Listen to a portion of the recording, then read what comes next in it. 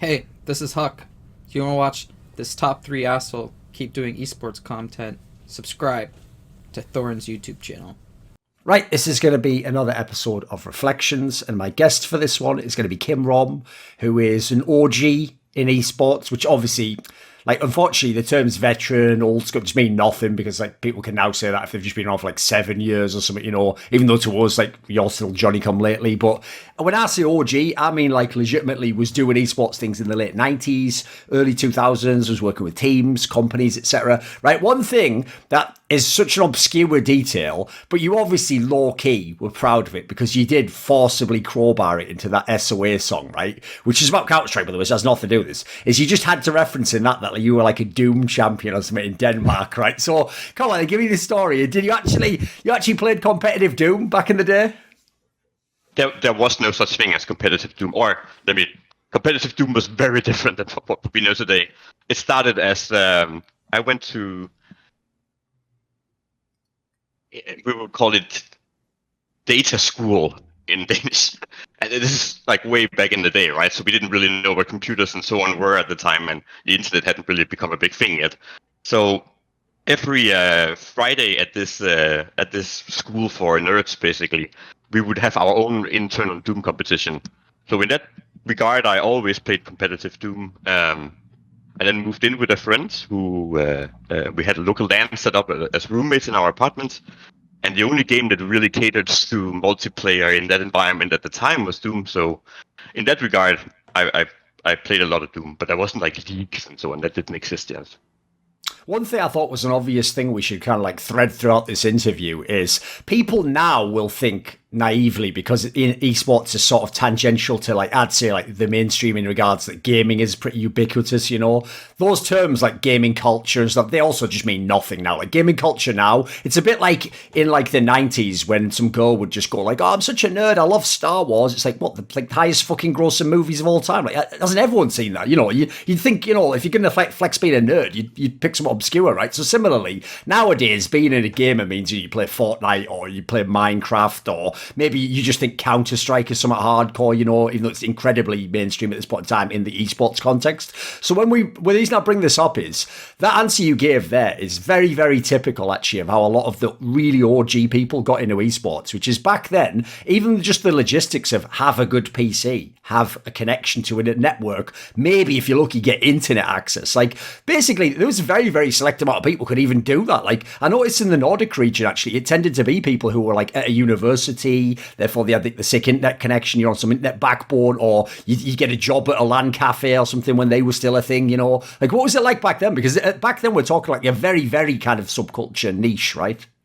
Yeah, I actually think that the first generation of esports, or what would become esports, started in a different part of nerd culture, as you just elegantly put it, and that was like the LAN events and the IT universities that had internet and network, because that wasn't a common place to have back then.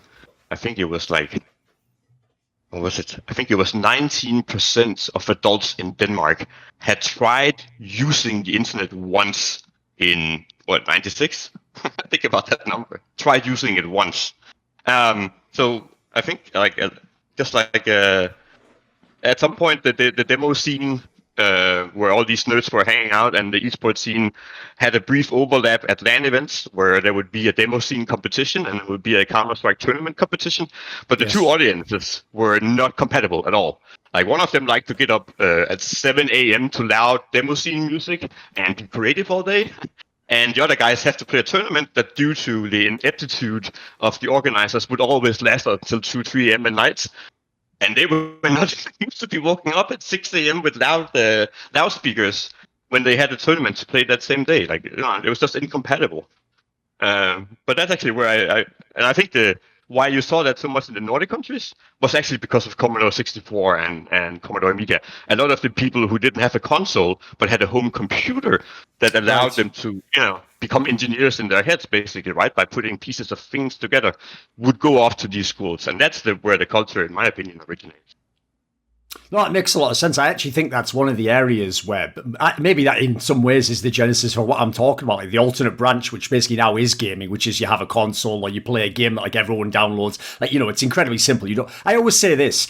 Pro gamers for about 10 years now, they're actually not people who know about computers. Like, famously, some of them would go to LAN. They have to get their teammate to set up the monitor or something. And to me, that's alien because, again, the people that were the gamers, especially games like Quake, Counter-Strike, like, you're the guy where you probably grew up playing games where, like, Commodore 64, like, these are games where you have to use, like, a tape to set it up. It takes ages. If you fuck it up once, you have to do it again for 20 minutes. I had an Amiga back in the day. If you have an Amiga, right, even if you play games, eventually you're going to fuck around and find, like, one of those amazing music software or the early, like, sort of, like, people wouldn't know how good some of the graphics things were back then where you could sort of zoom in and it was like, wait a minute, I could just draw the dot at, like, enormous and zoom out and now it looks like I'm a fucking sick artist when I have no skills in real life. So there almost was like you had to have a level of ingenuity and creativity to even be a gamer at that time, right? And like in the beginning of the Quake World scene and the Doom days, like it was actually sort of like a badge of honor to be online and have a computer because it meant you fucking built it. You couldn't buy off-the-shelf computers. You had to buy the parts and put them into the cabinet. That came later, where people started realizing that you could make profit off something like the whole package.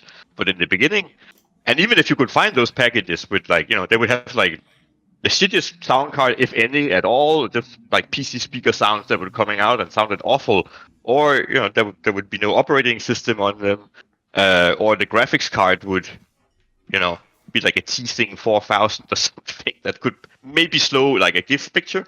And when I say GIF, I mean 256 colors, 320 by 200. That was a high resolution image at the time. Right, this might sound like a weird way to set this up, but I'll give people like the in, okay? So one thing I never understood early on in esports, right, is when people had that whole like stigma that they themselves attached to themselves because they were in esports, right, which sort of went like this, like esports is sort of my dirty little secret. It's like what I do on a weekend or it's what I do at night. Or but if I talk to people, I won't admit I'm a gamer. I definitely won't say, I play something shit like Quake World or something that no one's going to know. And part of the vibe was like they'll just, they'll look down on me. Now I will say, to be fair at the time, I was one of those nerds where I was like, who gives a fuck about girls? Let's play more Quake. So like, I guess I didn't really have like an audience that I was worried about. But the reason why I never understood why people had that vibe, right, is to me it was the opposite when I got into esports. Because I always tell people this, the classic movie, people will say it's cringe, I think it's fucking sick. The 90s movie Hackers, the classic fucking movie. Oh, it's a great movie, right? In this movie, right, one of the parts that actually obviously doesn't age well is because at the time, like, computers were starting to pop off and be something like cool and mysterious. They tried to flex this whole angle where they're not just hackers, they have like a whole underground club scene where, all the other hackers go and, you meet there and again, like nothing in reality, like there's all like super hot women in leather and so it's almost like the Matrix or something. But what's mad is as a kid, I remember watching that. In fact, even the scenes in the Matrix where he's going to the club scene, I remember thinking like, fuck, imagine if this was real. And I remember when I came to esports, listen, obviously it was a lot less glamorous. Like you wouldn't cast those people in the movie version, but it kind of was like that. It was like, holy shit, I'm in this like crazy subculture, and there's people, and they, you know what? Some of these people are super hardcore. Like the players are insanely good, and the people who run the tournaments. Like back then, you couldn't be a grifter. Like there was no fucking money to make.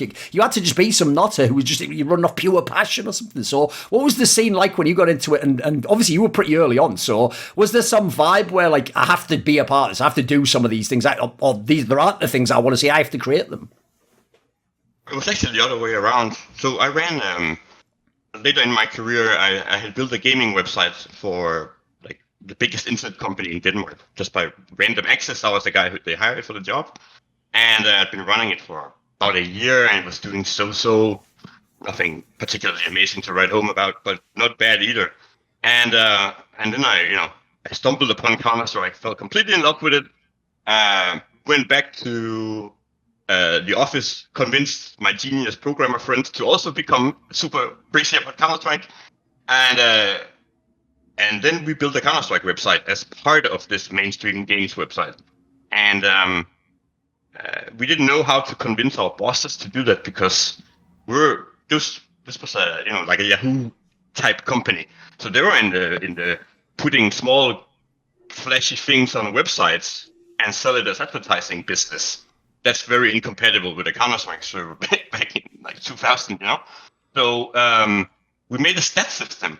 We've convinced them to buy us like one machine where we could host 7 competitive servers on, And then we built a cross-server 24-hour updating stat system for each player, for what weapons they're using, how they do against other players. And we thought it was super cool. We hadn't seen something like that before, but we needed some kind of edge to get the servers, to get the purchase order approved by the boss. So we did all this just to get the servers so we could host them.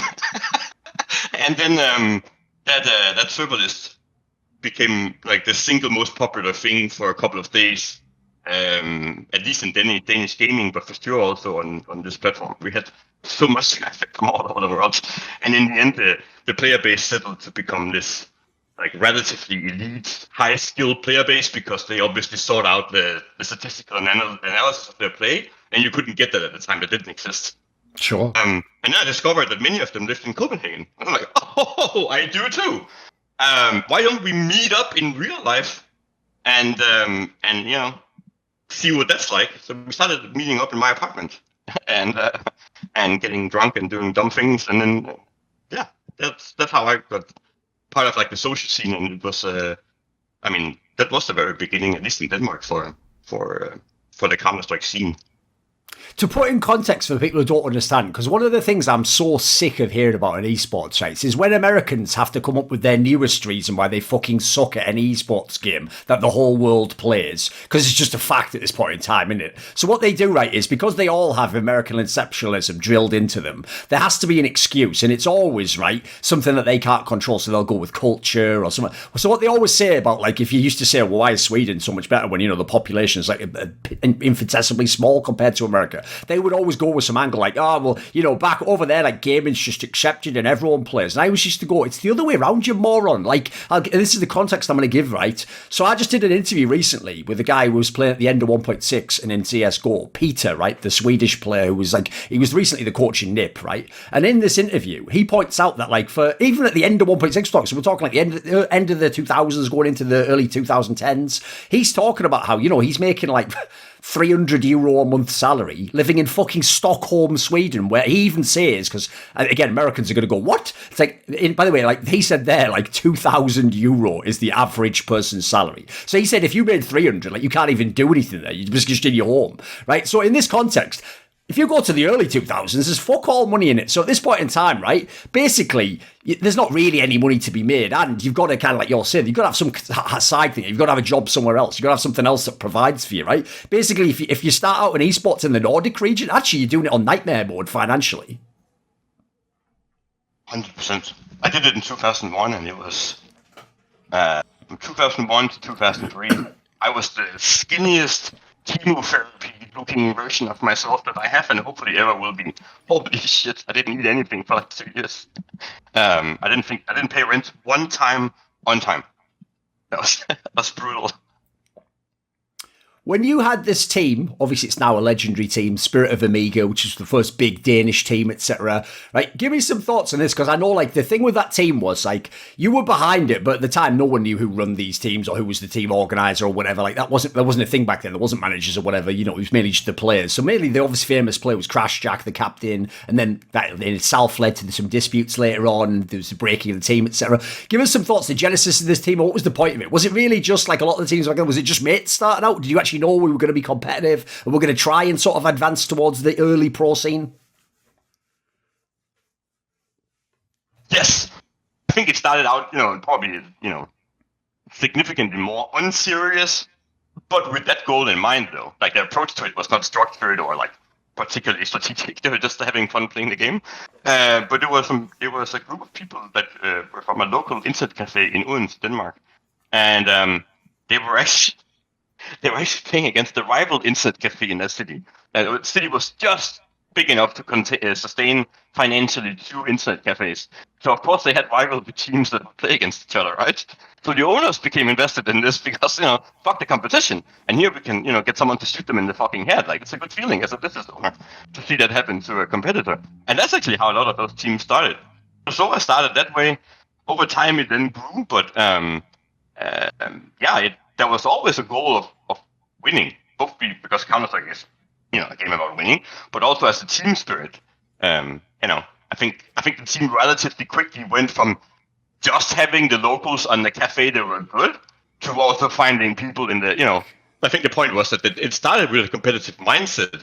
They just quickly expanded outside of the confinements of building a fucking business from inside, the 10 local customers you have every day, that you can't build anything with that.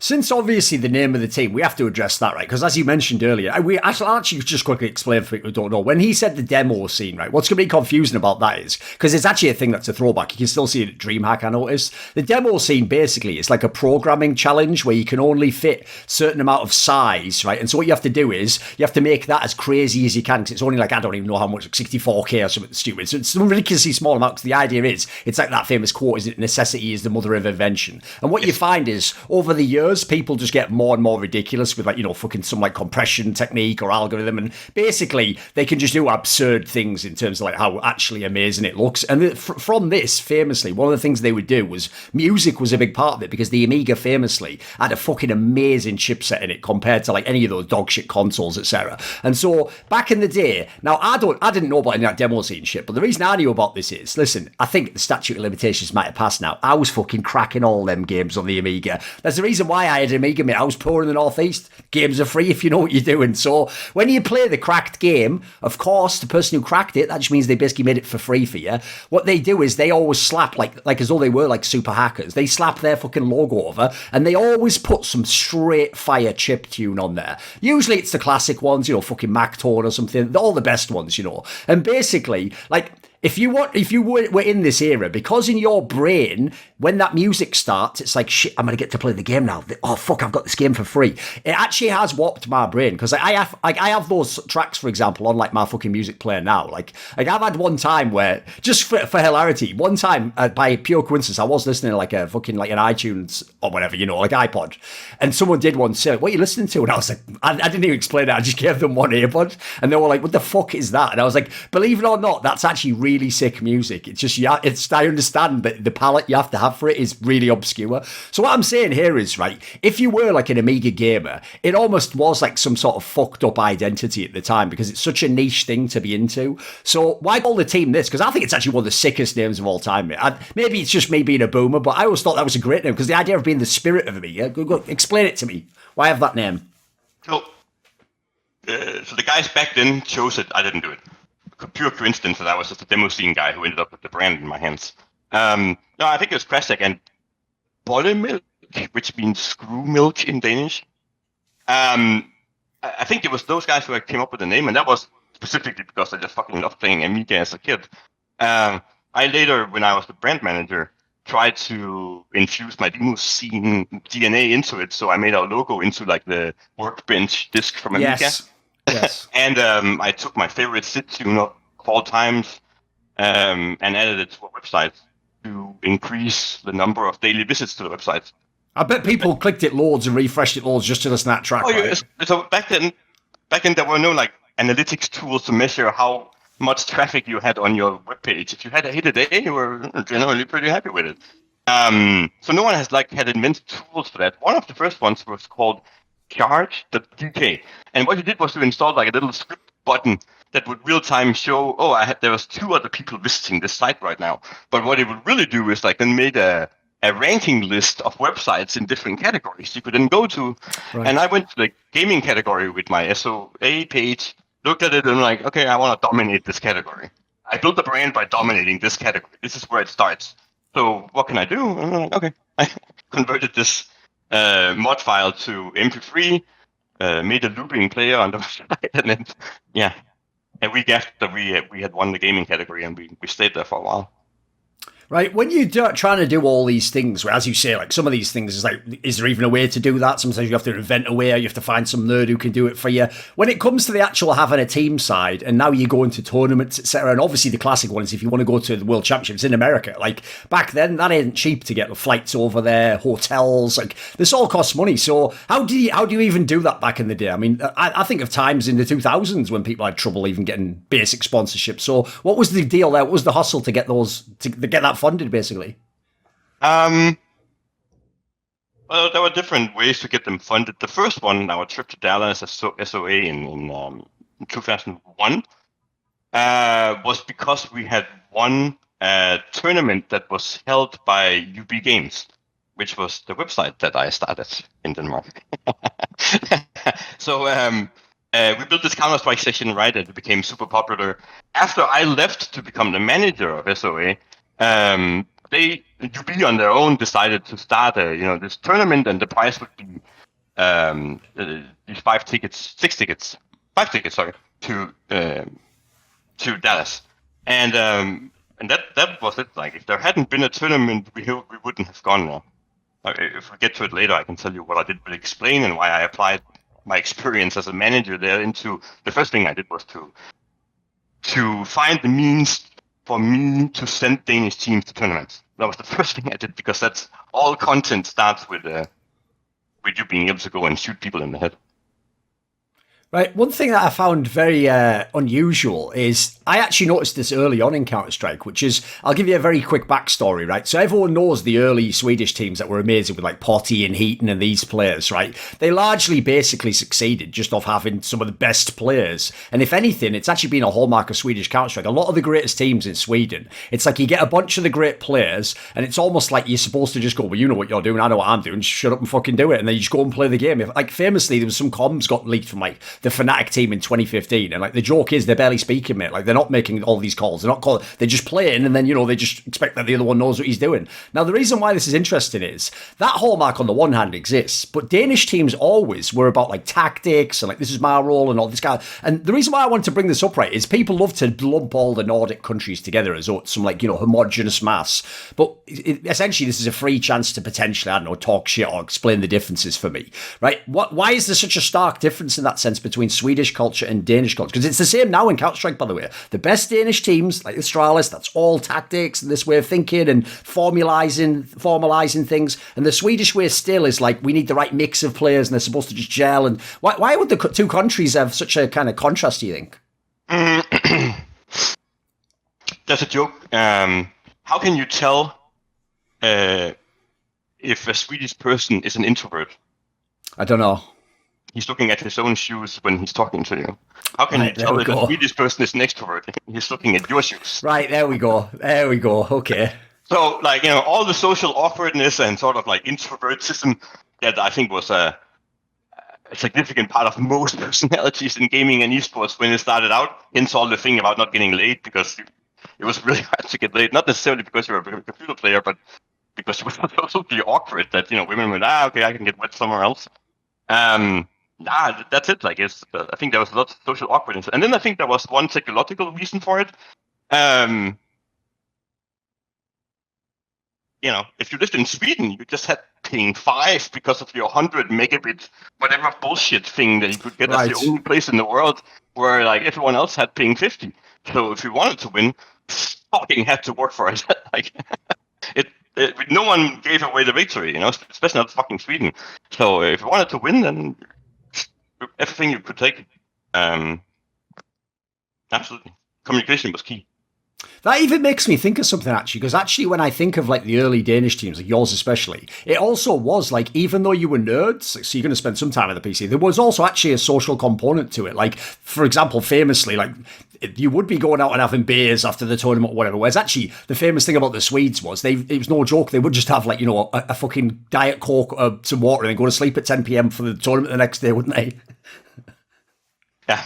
Well, I mean, and arguably that also proved successful for a long time, at least until for sure rebooted, and then like other things I think started mattered around like 2006 or so.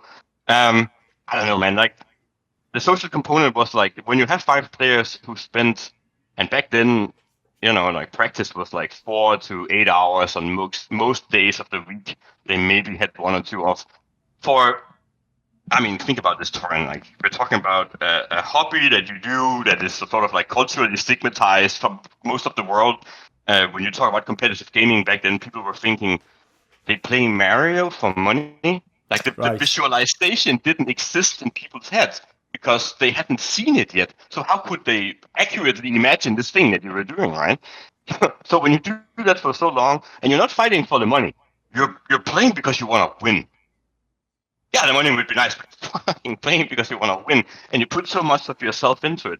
Like, any occasion where you can those 5 people together in the same room and do something else makes all those long hours on voice comm where, where misunderstandings easily happen. You don't have body language that can tell you what the guy was really meaning. You're in a stress situation. You're probably fucking tired after a while. Like, it's easy to find flaws in other people's personalities and playstyle that you start like accumulating hate for in your head. And one of the ways we found to best get away with was to get drunk and just be even more stupid together. and it was fine after. Right, I've got a piece of trivia that especially like fans might find interesting in this context, and I actually want to know, because obviously we'll find out either you were involved with this or maybe it'll be interesting to you, is, right, so one thing that I've loved, which by the way, I'll just give a shout out, if everyone wonders, how do Richard Lewis and Thorin always find all that stuff out about what the Astralis guys are doing? Listen, one of the good things about Denmark is you have to list all the fucking financial shit on the internet. You can just go to a certain website, it's called Verk.dk, you can just look it all up. And even if they do, 4 levels of abstraction, you just keep clicking the fucking links. Eventually you get there and you see who owns the bloody stock. So it's actually brilliant, by the way. I love the idea that that's one bizarre thing you've got that you can't hide it like in America, right? So here's the interesting thing though. When I was doing that and I was clicking through all these like bazillion shell companies that were layering through the Astralis group, right? One of them I got to, I remember I clicked on, and it said that like another name, so this is like what it originally listed as. Because obviously, right, the bizarre thing about Astralis is everyone's going to go, yeah, Danish team. It's like, well, actually, that was like a Finnish team that was around for a while. It wasn't even like a big org, and they bought the name. Here's what people don't know. The name that was listed there, it said Spirit of Amiga, right? And I heard from the guy who was the manager who made Astralis that they were like originally going to buy the Spirit of Amiga brand name or something, and instead, I don't know, maybe the deal didn't go through and they bought the Astralis one instead. Did you ever hear anything about this? No. But it wouldn't surprise me. Like, it would have been a better name, wouldn't it? I've like the history, because I always thought, why buy the Finnish name? Actually, yes. I think long term it would, and I think if you're starting a Danish team, I don't think they were expecting to like become as massively successful and win as many like majors as they ended up winning. So a better choice for starting day one would absolutely have been Spirit of Amiga, 100%. Because the reason I bring this up, right, is an obvious question to me that someone else won't think to ask is this. Since when you start the teams way back in the day, you're doing it for like utility, like so we can have a team and go into the tournament, or, it's a cool thing, no one's done it, or it's my friends, right? One thing you're not thinking of, unfortunately, back then is like, I could make money doing this. But I'm sure, this is what I want to ask. When you think now, is there a part of you wishes somehow there was a way to like keep those brands going? Because obviously nowadays you see teams which like started, 15 years after some of them are like, listen, I know these valuations mean fucking nothing unless someone pays it, but they get like 300 million. TSM is worth $400 million valuation, like the sort of stuff you see. Like basically, you couldn't know it back then, but that would have been like having Bitcoin where it was like $1 or something, wouldn't it? I mean, that's part of me is sad that I did this 20 years ago and I missed out on being the guy that has millions of dollars in his bank account now. But part of me is also that there are things you can go do today that would net you $1 million. I'm just not very interested in doing any of them. I loved being the first guy who had to go and try to sell a corporate sponsorship for a game where you shoot people in the head in the year 2000 in Denmark. It was a real experience. People thought I was fucking crazy. But I became much better at explaining this thing over the years, and I became much more like business oriented because I went through all that. Like, I like building things and doing them early. I tend to do that way too early before the monetization model has been discovered. But that doesn't take away from the building part. And it's the building something successful part that has always fascinated me. Yeah, the line you just said there, by the way, is also something that is just a brutal reality of any emerging industry, which is there will always be things that are basically ideas ahead of their time. That's why they say timing's everything and fans don't know. Because the obvious example to me, right, and it's going to contrast to what I'm about to set up with your website, is like obviously when fucking BDS made Geek Boys, right? And eventually he was like, this is getting too big. In fact, it cost too much to host. I'll just fucking sell it to someone cynically. Because when you look back now, it's like, you dumb motherfucker. You are aware you actually invented gaming Facebook before Facebook existed. Like, Like, you could literally have just been a billionaire off that and run all of gaming, basically. But he didn't know that. He was just building a project, you know. It got too popular, so he was like, bloody hell, let's get out of control. And then he just let it go for nothing. And as a result, no one's even going to know what site I'm referring to right now. Like, it won't even matter. So when you made Xplayn, this is another idea, right, which doesn't, it had necessity at the time, but that's another idea ahead of its time, because I'm imagining the number of hits you must have been getting once it really scaled up. Like, if there had been internet monetization back then, that could be a whole business on its own. It's just, you know, you didn't get very much for ads back then. So what was actually the genesis and the kind of, what was the lifespan of this website, Xplayn? So it was very purposely started with 6 small-time investors. I didn't know anything about investment, so people who invested were the players of SOA. And they put in 1,000 Danish kroner each, which is like, what? Isn't that like €100 or something? If that. Okay. And then I somehow made the rest of it work. Like, I had my own gaming computer, became the server of the website, standing on a permanent on 2 megabit line. So I just like sort of like made it work, and it was never about the money, but it was a very careful consideration from SOA, which was that the Danish market was not ready for professional gaming. I mean, at least I was right in that assessment. That's the one. It would take a few years, right? And that was after I had spent, I don't know, maybe 6 months going door to door to companies trying to sell sponsorships for SOA, and I got kicked out of several of them. So, okay, the market is not ready. There's no one in the market that understands it. I had sold other things that I had built, where I had to be the first guy who had built something and then walk in and explain that to people. So I knew it could be done, but the market was just not ready. So we started Xplayn to give more journalistic, but more human coverage of the people playing the games. Like, take them from being a guy with a mouse to being a person that plays a computer game. Sort of like identity shift. So we covered them with this focus on identity as players, because if we could show advertisers or sponsors in Denmark how many people that were interacting with the content and reading it, then I think we could sell sponsorships. And we didn't have any data, so I would walk into all these business meetings and say, I think you should sponsor us with $10,000 so we can go to Dallas. And I had nothing to show for it except for, you know, that we had won some computer gaming tournaments that were covered by 2 websites in Denmark. So I knew it started there, and that's actually why we built it. Like, for instance, 10 out of 20, not 10% of all the banner rotations that we had on Xplayn, we gave away for free to the teams, so they could take their sponsors when they found them, and then make sure that they got like the best exposure. It was really, I mean, we did everything. And that was also the purpose of the website. It wasn't to, you know, anything else. It was really to just grow the Danish scene. Like, I was personally, I don't want to say proud, because I didn't really have a part to do ever with anything that's related to Astralis. But when I saw a Danish team rise out of the smallest population in that area, at least in Europe, and do so well on the international scene, I was proud of it, because I do believe that all the things that we worked so hard for back then just took 20 years longer than they should have. Right, even though... Oh, so keep going, sorry. Every overnight success takes 10 years. I think Astralis is a success because when those players started involving themselves into Counter-Strike, there was a structure built for them and a community that was incredibly fucking accepting, that would allow them to scale themselves as players.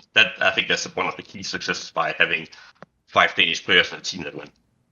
One of the things I've noticed with a lot of your projects you've done is, even though esports and gaming, like I said, it had this stigma where everyone almost like, it's like they were just putting it on themselves as well. They were like, oh fuck, we shouldn't tell anyone. This is like, we should be ashamed of this or whatever. One of the things I've noticed about all your projects is you had kind of like the Steve Jobs vibe, where it was like, we've also got to find the hook that makes this like appealing to the person. Like, they want to brand themselves in this way. They want to get these things, and it's not something shameful. It's like, it's almost like a thing that you're in on and no one else is. Yeah, it's cool. Like, they're gonna, because I noticed when you went to Steelseries, like, Steelseries has never been as big and ubiquitous a brand name. In fact, after your time period, they basically instantly like lost all the sponsorships, all the big teams, and now many other brands are significantly bigger and basically ate all their market share. But during your time, like every single brand, every top team basically was SteelSeries, except the ones, by the way, who usually weren't big enough to. They just didn't get the gig. So when you're at SteelSeries, bear in mind you are just selling, fucking headsets, mice and stuff. And in fact, back then the vibe used to be for a lot of gamers, like that's actually for the player who doesn't know esports. Like if it says gaming on it, it's actually the shit headset. That was, before some of the SteelSeries. So give me some thoughts on this, because it wasn't just the tech, right? It's about how you sell the tech. Yeah, sure. The approach I took with SteelSeries was that, I bought the competitive stuff that I could buy. And so, okay, so what is it that people do? And they would always write these like extravagant claims on the boxes. Hyper, ultra, millisecond, something, rapid fire. I think it sounds so empty and bullshit. And then they would do a second thing that really pissed me off. They would do these fake quotes from gamers, where they had like some programmer from a team they sponsor say like, this is my favorite sensor in a mouse because it has a millisecond delay of blah blah blah. Sure. And half of the words that guy had just been quoted as, he didn't know what it meant. There's no fucking way. So I didn't know anything about marketing. I just tried to make it as real as possible. So I used real quotes from people. I put them in real situations. We did real interviews, which I had become relatively good at, during the Xplayn days. So I took care of all the testing with players. And then we just tried to never make ourselves feel stupid for putting something out there. And it was a constant fight, actually. I was the only executive in the company, even when I left, when we were doing $80 million a year. I was the only executive in the company that played games.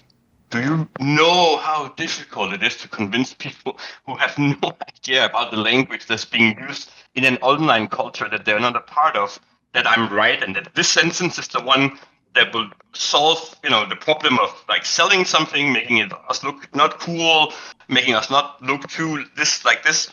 But that was really, I tried to do something where Emil, Ethan, as a like imaginary person in my head, would look at it and then say, okay, I can relate to this. That was actually like the thing super simple, but like if you could pinpoint something and say like this guy will think that it's okay, then the rest of the world usually would too. If I can tell you one thing, actually, it's like in what are we talking?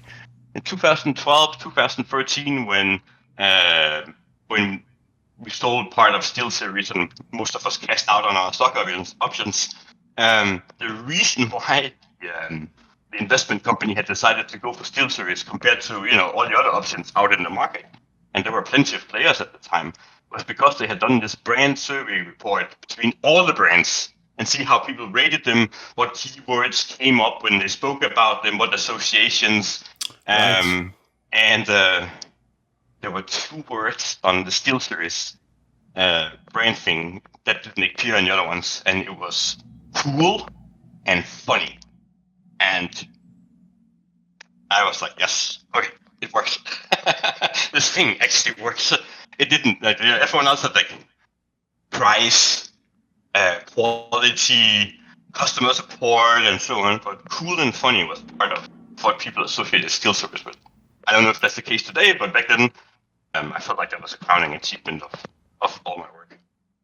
In line with that, one thing I always try to do is, because I view it as like actually like a responsible thing to do if you're a journalist, is when you look into an area, you have to do your research properly and you have to really kind of like embed yourself in it, because what you tend to find is, right, everyone has a million opinions about fucking economics, politics, or like a million topics that they've never even looked into like one iota, and so they don't know how ignorant they are. And I've found that as a layman, when you go into like, for example, like business is an obvious example, finance, in this case marketing, you're going to have all sorts of harebrained ideas about what's going on that just aren't even the case at all. I'll give you a very quick example, for an average fan who's watching now. A fan who's watching now, if I said to them, do you think Coca-Cola and McDonald's should keep marketing? Should they keep pushing all the thing? They'd probably go, why would they? Everyone knows them. They've probably already hit, satiate the markets. Like, you are absolutely wrong. Like, if they stop tomorrow, immediately they will see a drop-off, because think about it. Yeah, you know Coca-Cola, but even then you'll start to forget about it. And then secondly, all the other brands, they'll be the ones pushing their way into your brain and your fucking subconscious. And then thirdly, the kid who's grown up now, who just turned 10 and he's making his decision, he didn't get all that marketing. So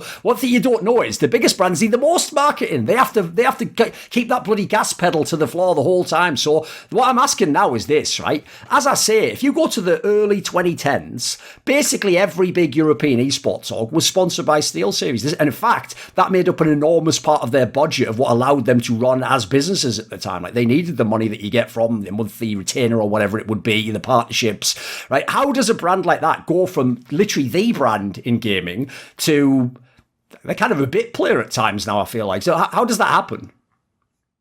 What was this last part of your question? Sorry. Like, basically, how did they lose that enormous market share? What do you think? Where were the foots put wrong? What fucked up in it? You want the honest answer? Yeah. It was a combination of hiring a new CEO and hiring a new CMO. So it takes two of the most important people for anything that's related to public-facing part of the company, and then to the ultimate decision-making process power in the company, and none of them understood the market. Like, the guy that hired was a super fucking smart guy, with a long advertising agency experience, and has done great things before Steelseries, and has, as far as I know, done great things after Steelseries. He just totally didn't get it. So he started cutting budgets, and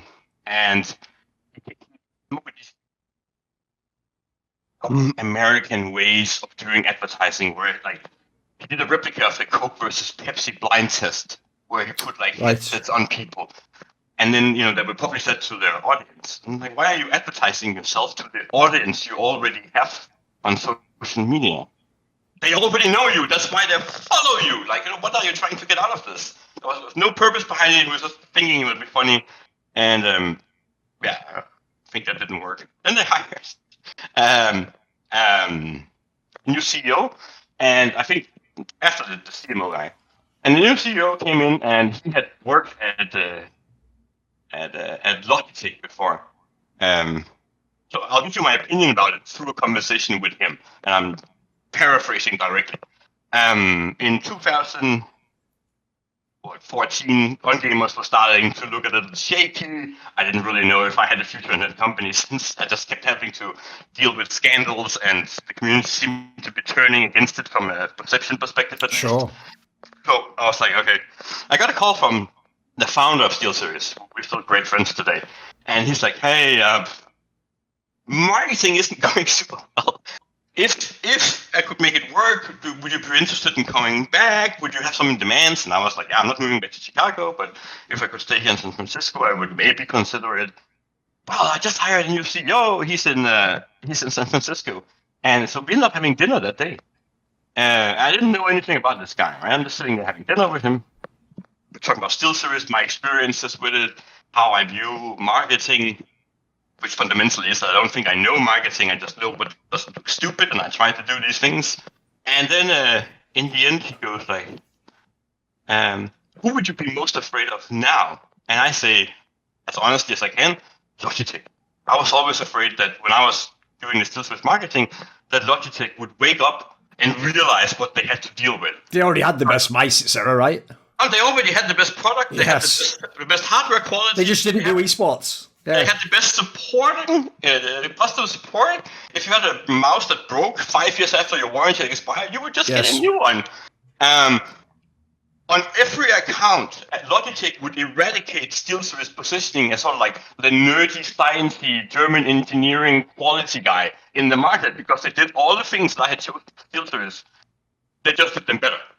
So I was always afraid that was going to happen. And then the guy looks at me. I was the CMO of Logitech for 5 years.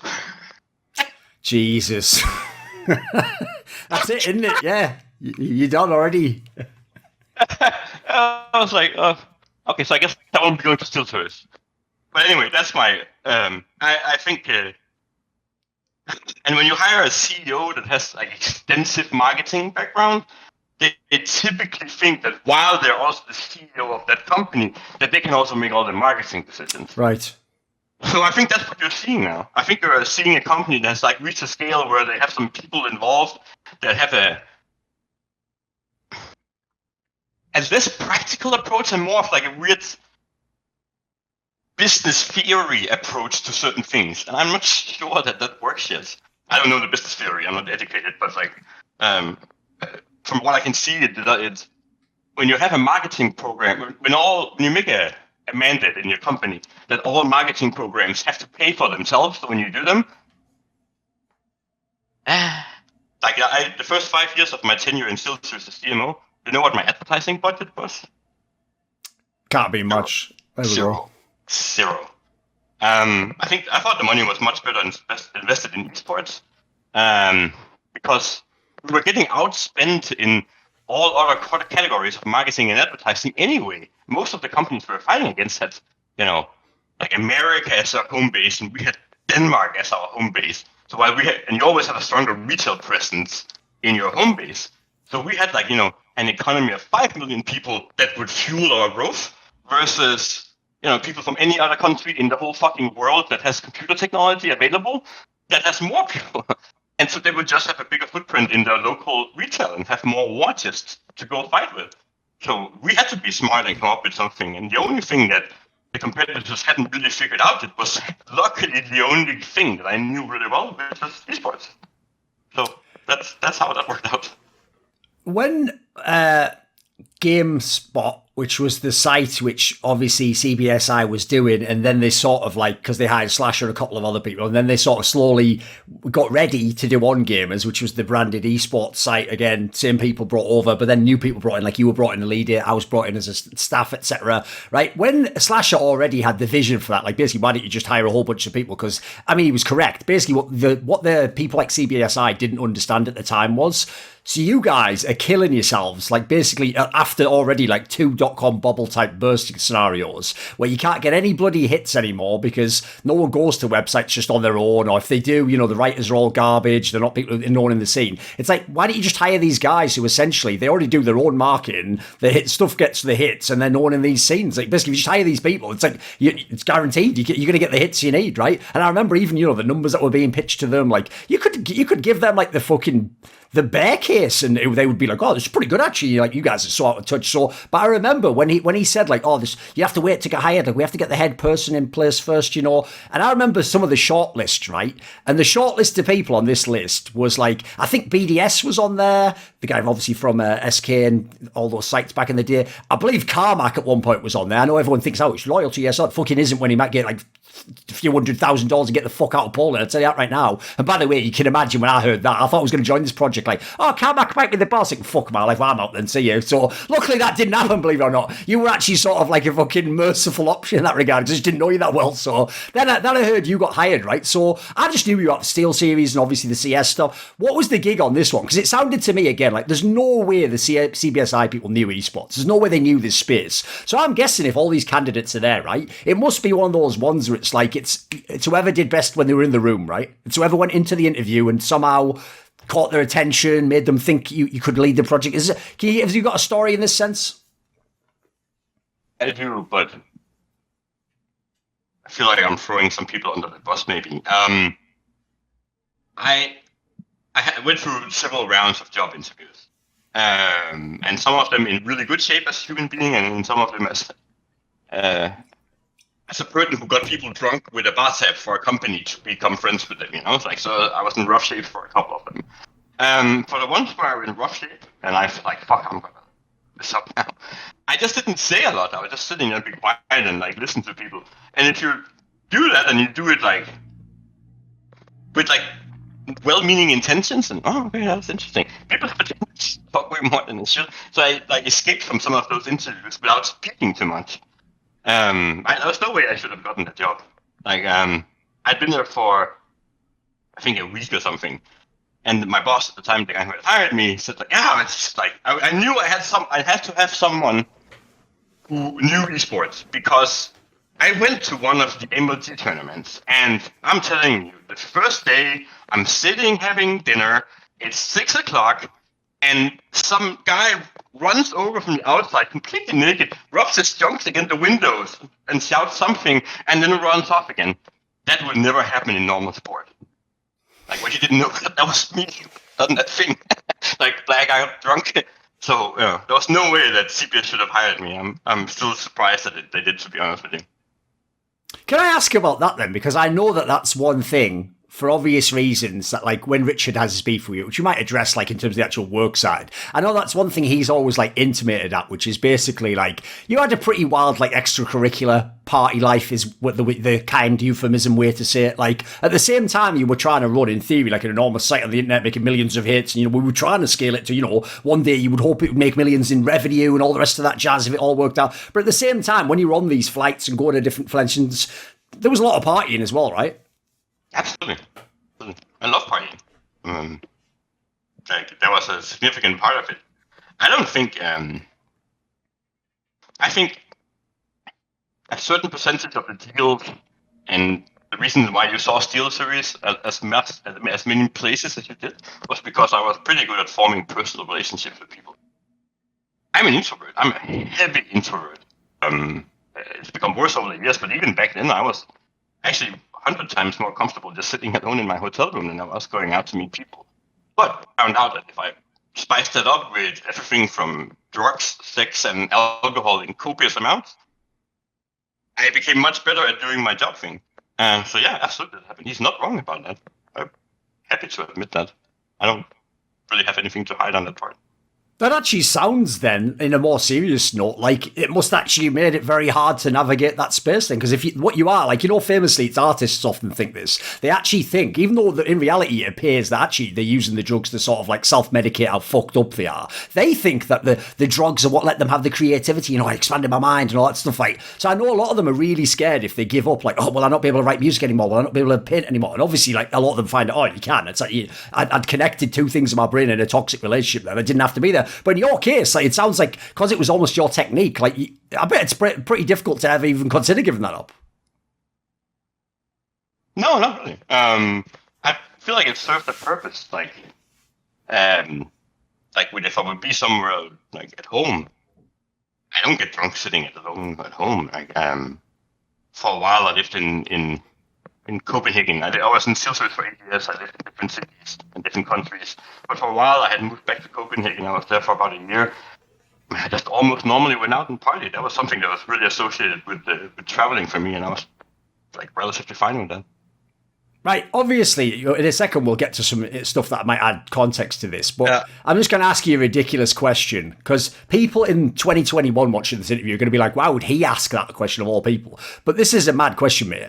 I know back then being cancelled or whatever wasn't as big a thing, but definitely America was already balls deep in like the HR department thing, and like famously, like, if they find out any like improprieties going on, it's the ultimate excuse to fire someone. You don't even have to say it because, forget what their job performance is. It's just an easy way to get them out the door. How did you not ever get fired or get caught in these scenarios? Because it's not just, again, you weren't just having some beers. Like, you were doing ridiculous stuff. Like, I'll give you some obvious examples, like, being at some sort of business party and just pulling your junk out, or, I'll make this as kind as possible. Let's just say maybe do, like, just a really silly sort of political salute if you were drunk. I couched that there. I kept it safe. Like, again, these are things that even back then could get someone, and you get fired the next day. How did you skate by?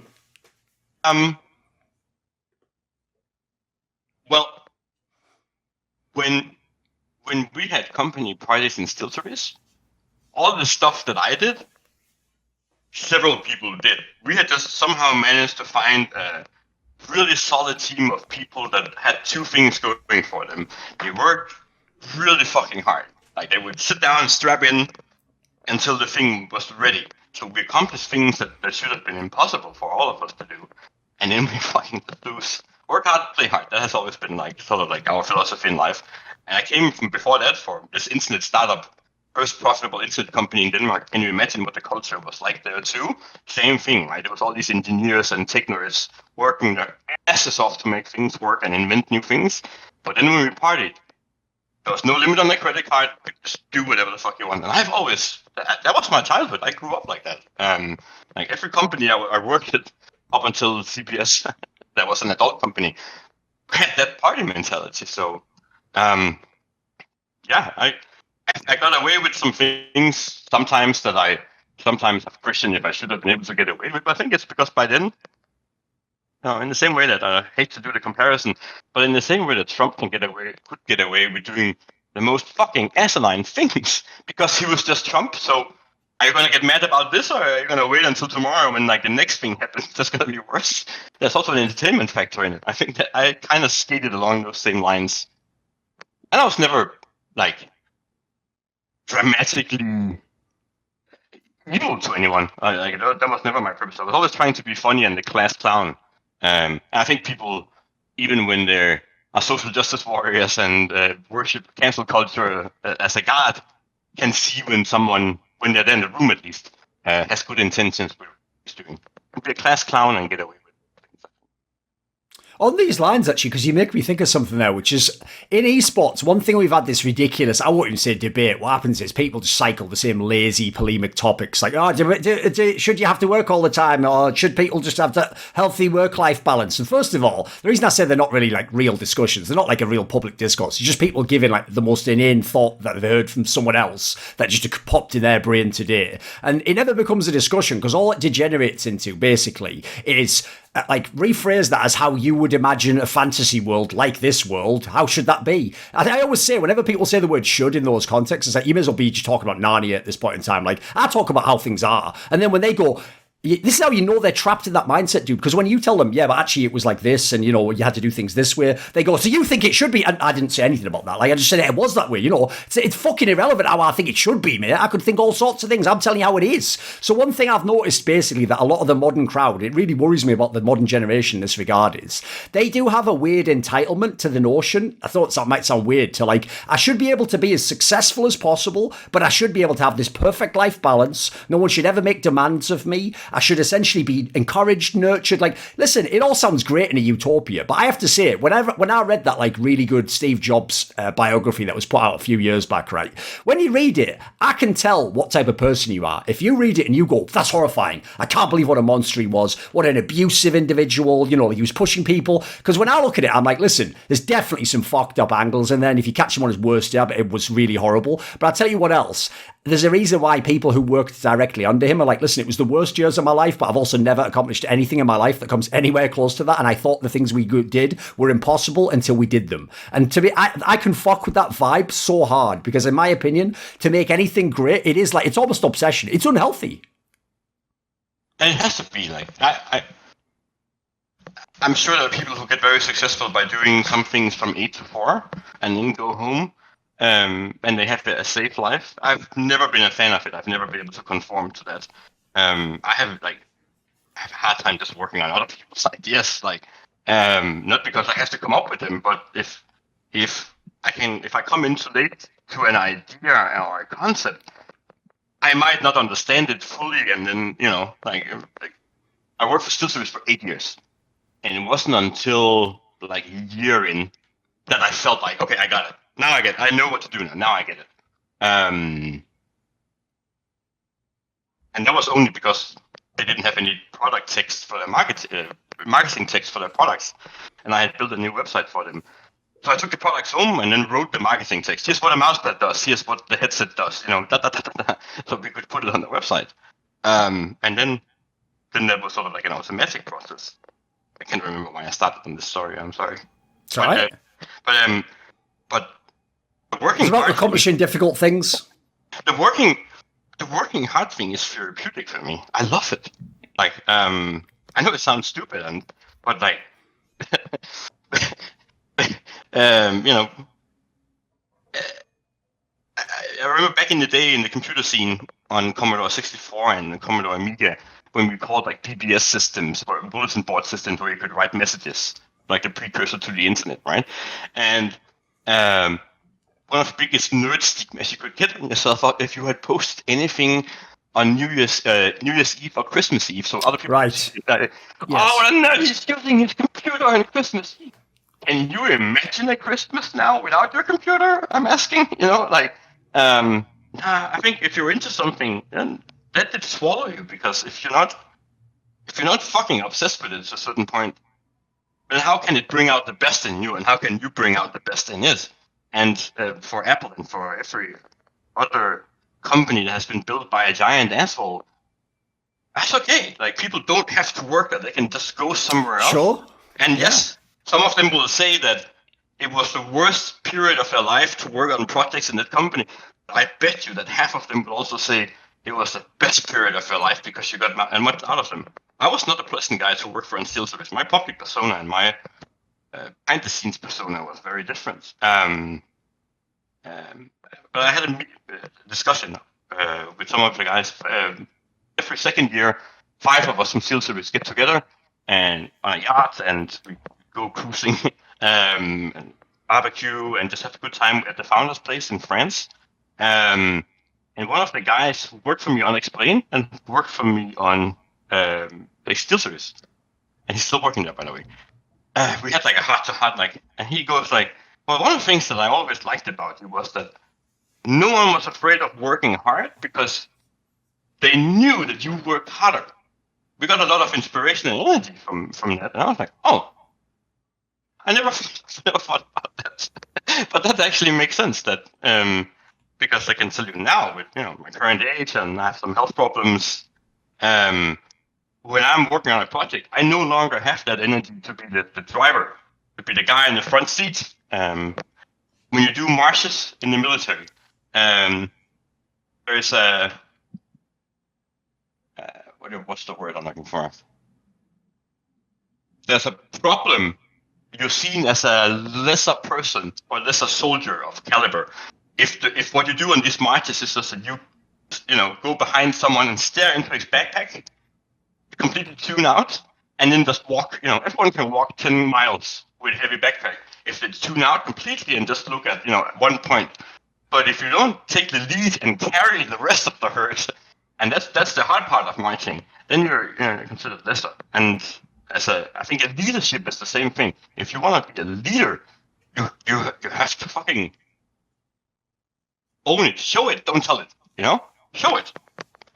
This video was kindly supported by Eddie, Chris with a K, Lager15, Pronogo, Shenlong, Zachary Carter, Adam Ox, Alexander Rao, Andreas Kroknes, Animosity, Dean Tanglis, ErikHillestad, Hades, J Dubs, Jensen Gore, Joseph Ginsberg, Kovacevic, Tobias Bernasconi, Zumba, Zyrathenia, and as always, special thanks going out to my boy Jerky's Minion. Want to suggest topics or guests for my shows? Want to ask me questions in my monthly AMA? Do you want teasers? Who are the upcoming guests? Maybe you want to be part of one of those discussions I do where we nerd out. Well, if so, put your money where your mouth is and join the Scrolluminati today by using the Patreon link in the description box below.